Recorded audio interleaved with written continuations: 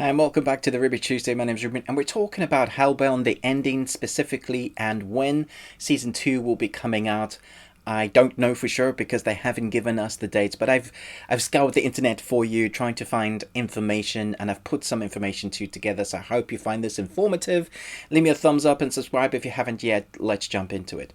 So at the end of Hellbound episode 6, we've started to establish what the lore is of these creatures. So we think they come, they beat you to death horrifically depending on what they're feeling like. There doesn't seem to be any pattern to how they beat you, even if you look at what each person has done. Supposedly they are horrifically beating, and then there's this bright light, but during the episodes we do see some changes. Like if you've killed yourself, they will bring your body back or your spirit back to then kill you to take you back at your appointed time.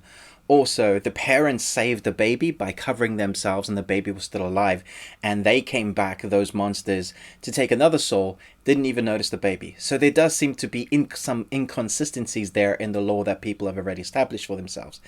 Then we get to that bit in the end where your jaw drop because you're like, what the hell? Hellbound? Because the woman that was on show, that she basically made money for her kids to be safe in the future, well, everybody watched her die and get beaten horrifically, and then they put her body in a box.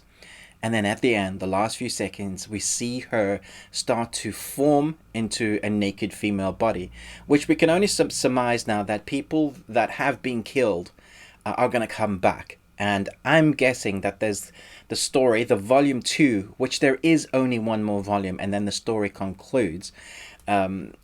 Then we're going to get the answers that we need. And I'm guessing that these people are either going to be as strong as the monsters and come and bring justice of their own. That these people weren't the ones in sin, but were being prepared for something.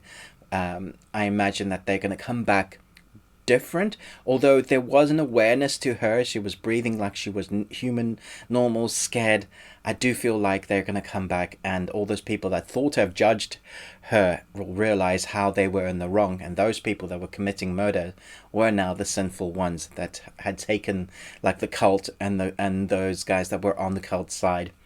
I think that's what we can surmise by what's going to happen next.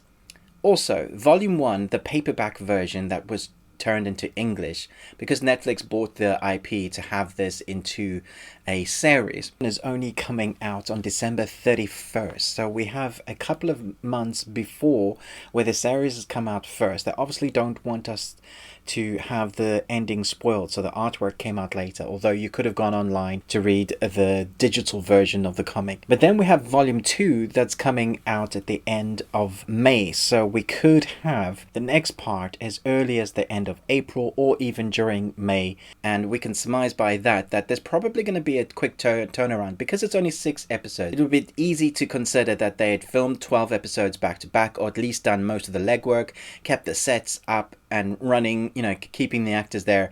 So probably May, June, we may get the next batch of this and complete the story. There are a few series that Netflix have done really quick turnarounds. Tiger King had a really quick turnaround. There's been a few series, even anime, they've had quick turnarounds. So I believe we could have this by July, fingers crossed.